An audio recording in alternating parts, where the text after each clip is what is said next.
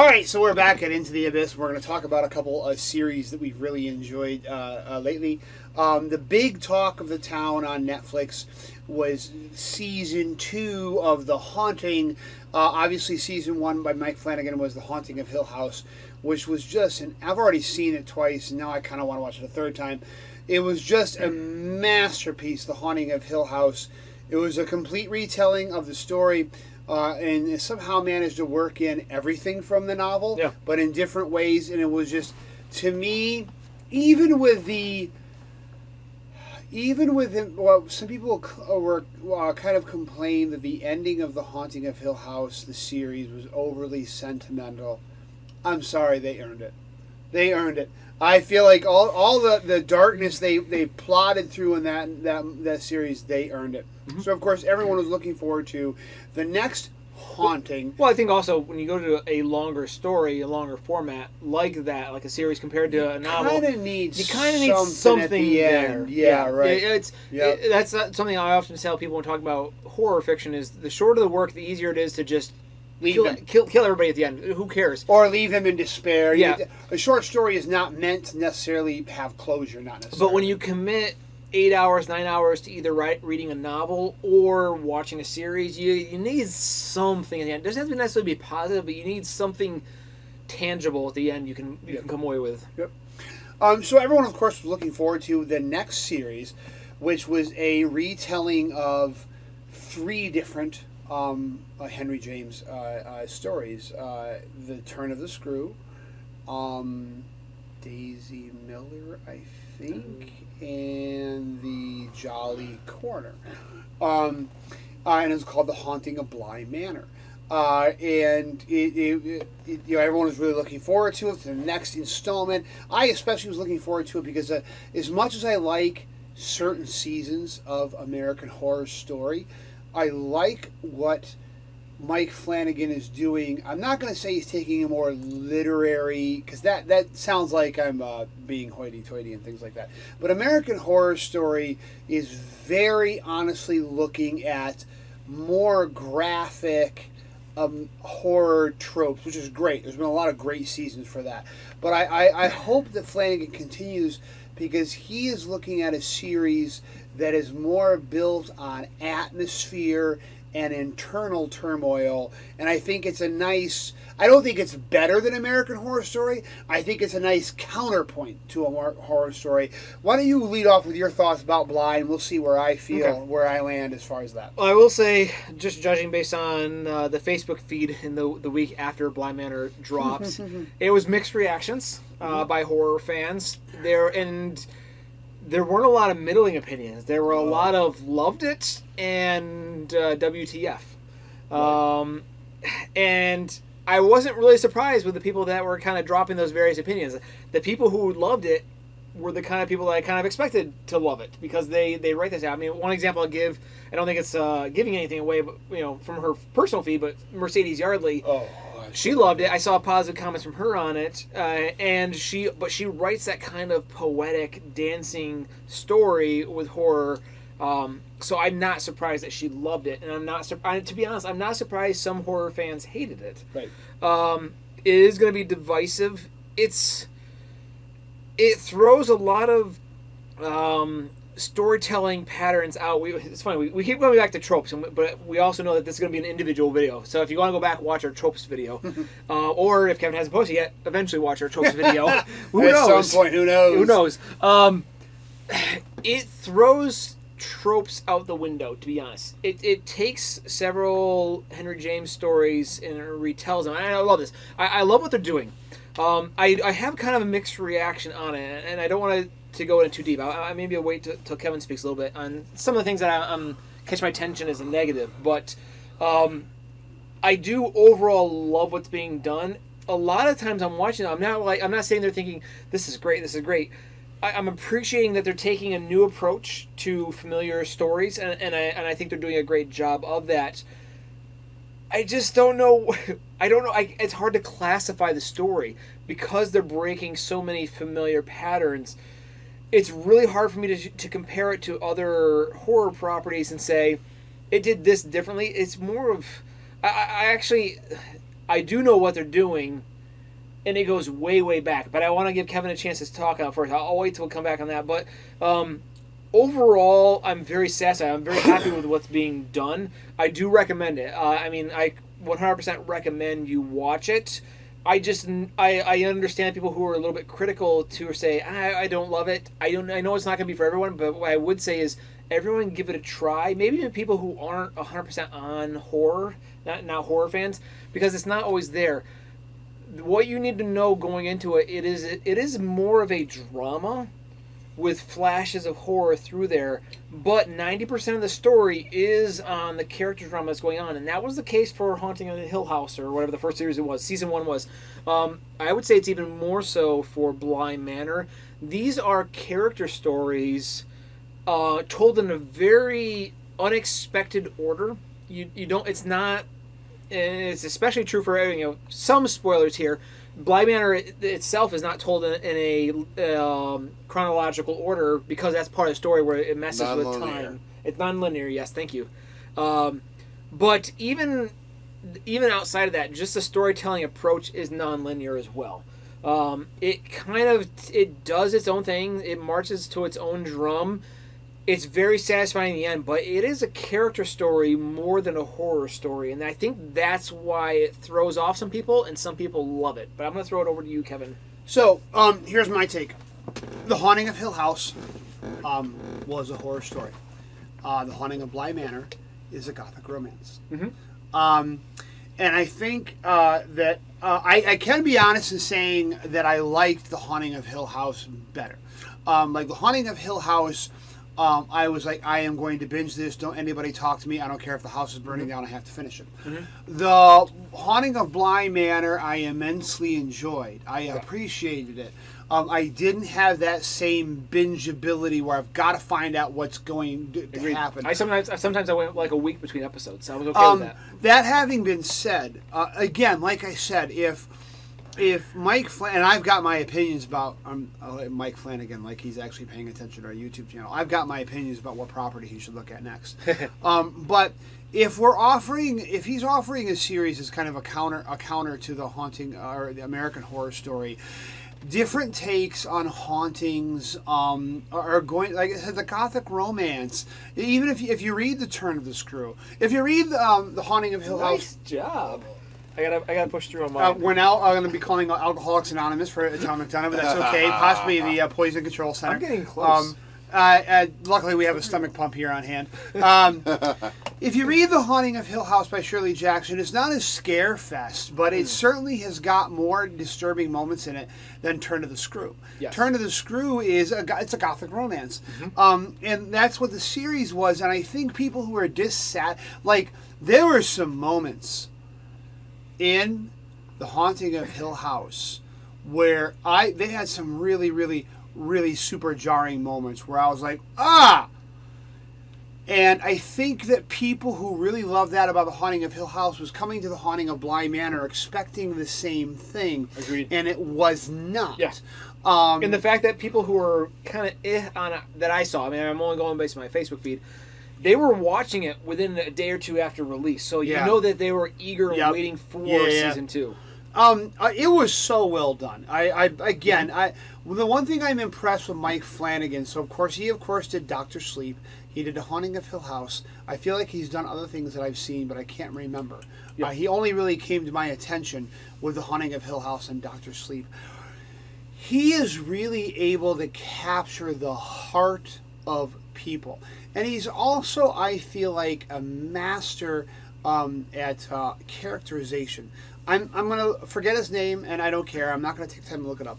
But the guy who plays Luke in Haunting of Hill House, I mean, I will look it up. He's just so crushing, so sad.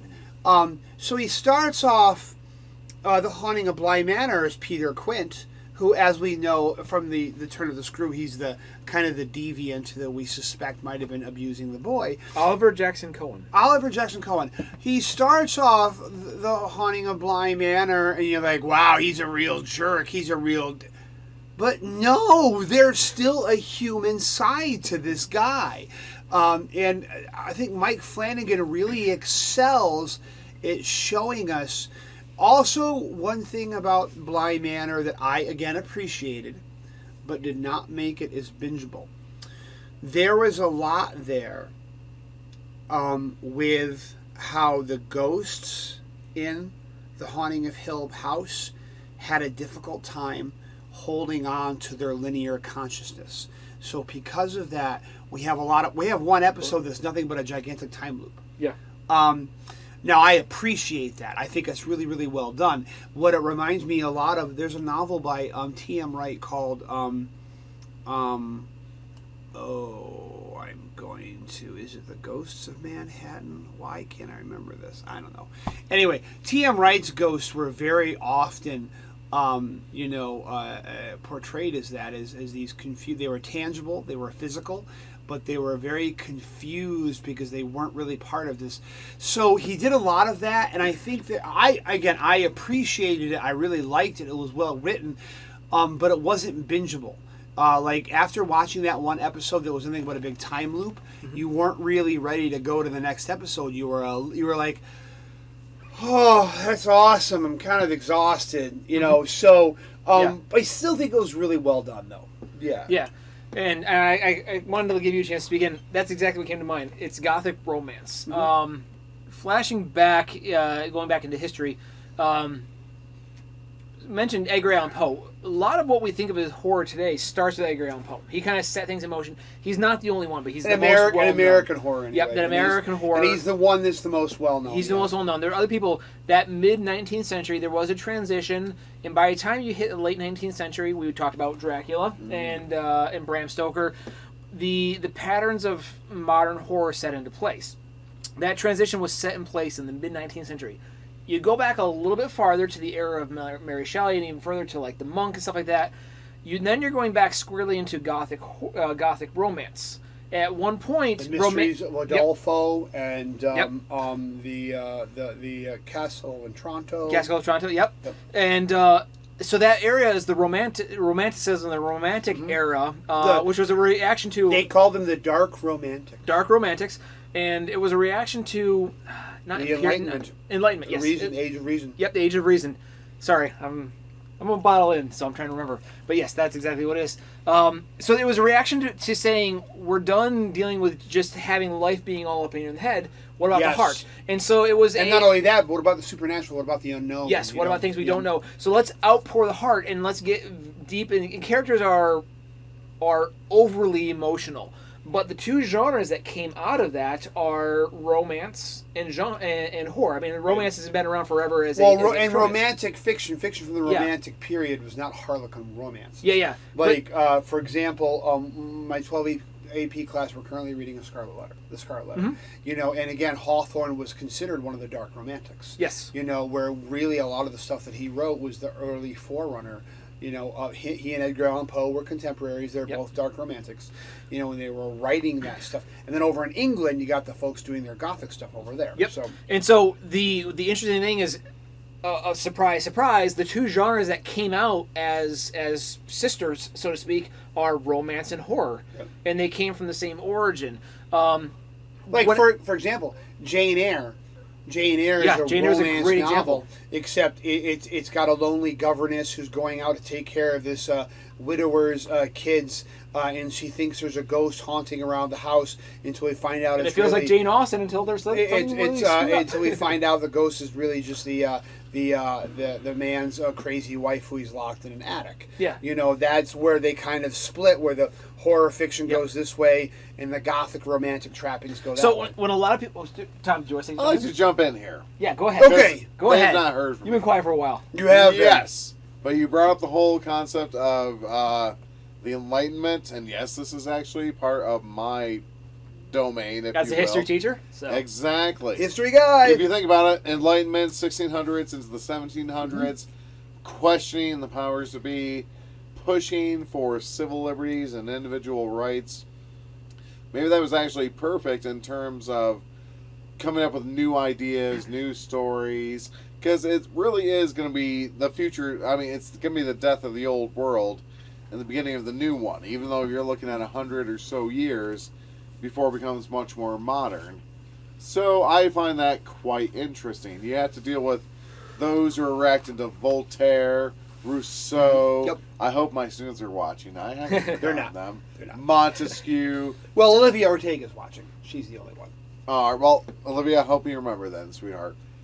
But I like that idea of, okay, this is in reaction to the Enlightenment, but it gave us some good stories. Well, yeah, I mean, we're kind of going off the tangent. We'll get back in a bit, but the age of enlightenment, the age of reason, was like, okay, we can figure everything out with our mind. We can have science advancements. There's no superstition anymore. You know, it's all up here. And then suddenly Gothic fiction comes along and says, no, there are ghosts, there are demons, there are things we don't understand. They're so it's interesting, and I think that's all through history. Is the arts reflect history, but then the arts also react to it. Yeah. And, I like that. I'll try to remember to use that later. All right. Well, you can I go back and watch won't the remember video. to use it, though. You'll be our one viewer of this video later when you go back and remember that quote.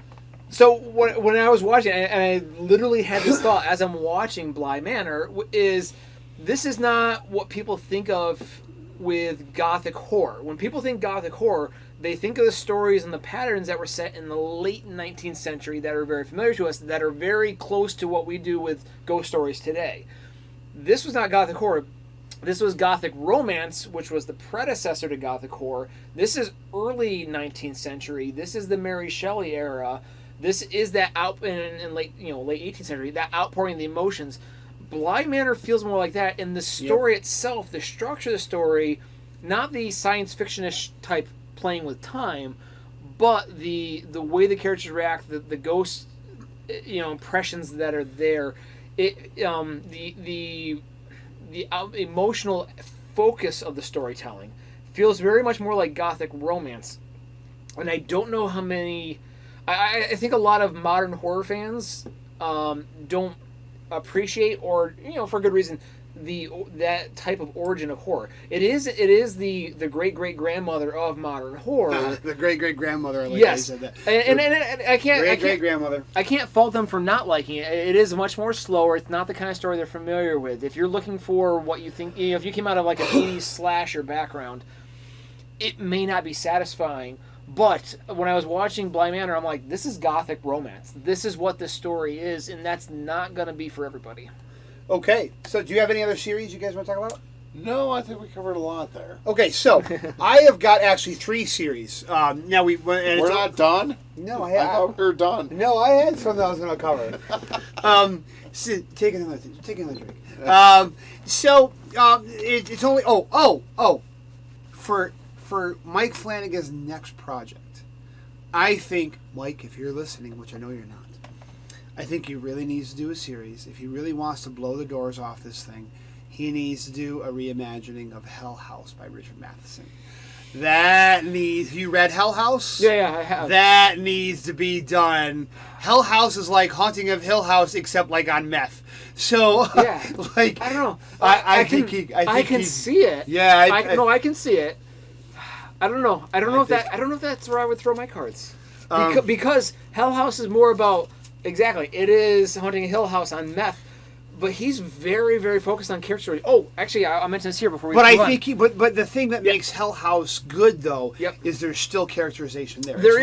It's Richard Matheson. I realized as I was watching this, Mike Flanagan, I was thinking, and there's a reason why he did so well at Dr. Sleep. I was thinking as I'm watching Bly Manor, this feels also like a Stephen King story. Yeah. Because Stephen King is very character driven, and I think that's why a lot of people who don't normally read horror will read Stephen King because of the character focus. I don't like horror, but I like Stephen King. How many times have we heard that? Yeah, I hear it all the time. Or they don't go beyond Stephen King. They like the character aspect, and that's what they're drawn to is the characters. And Stephen King writes a character-driven story. Mike Flanagan has a natural connection with that, which is why I think he did so well in Dr. Sleep. Right. Because it's the same kind of story. But I was actually thinking as I'm watching Bly Manor, this feels more like a Stephen King written version of Turn of the Screw. Right. Yeah. Anyway, that's why I think though Hell House would be great in Mike Flanagan's hands. No, I can see it. I don't know if that would be my number one pick. I'd have to think. I'm just thinking of canonical haunted house properties. He's done Hill House. Yeah. He's done Bly Manor, which is Turn of the Screw.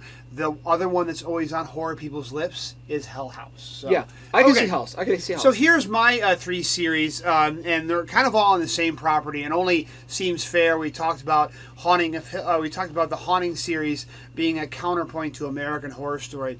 So I've actually got 3 seasons of American Horror Story. I don't know if anyone knows this, but I had surgery on my foot. I was off my feet all summer. I watched an ungodly amount of horror. So I've watched 3 seasons of The Haunting of Hill House, and I should say overall, Haunting of Hill House, or not Haunting of Hill House, sorry, American Horror Story. Yeah. You're there. American Horror Story. I think it's been a great series that I've liked. Some seasons better than others, and some seasons, like for example, Asylum is amazing. Freak Show is amazing. There's that, you can tell there's a real storytelling vibe there that is really, they've really worked hard to develop the characters. Murder House, it took me the whole season to actually warm up to. Roanoke, I liked half of it, then I thought the second half was cheesy.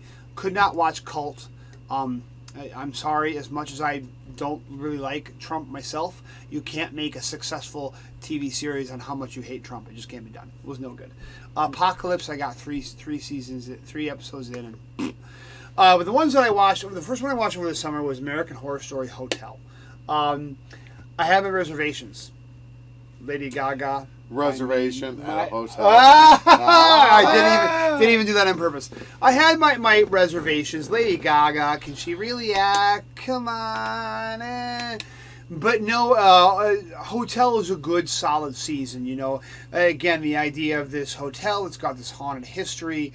It's built by a crazy man, Evan Peters. I do have to say, I believe that Evan Peters is the most versatile actor in the horror, in the American Horror Story stable. I think he's absolutely amazing. And Dan McGraw, our former student, I haven't forgotten that story of you and Evan Peters. Really? Oh yes, we have a former makeup for one of we the have a AHHs former we have a former student. Is he out in Hollywood?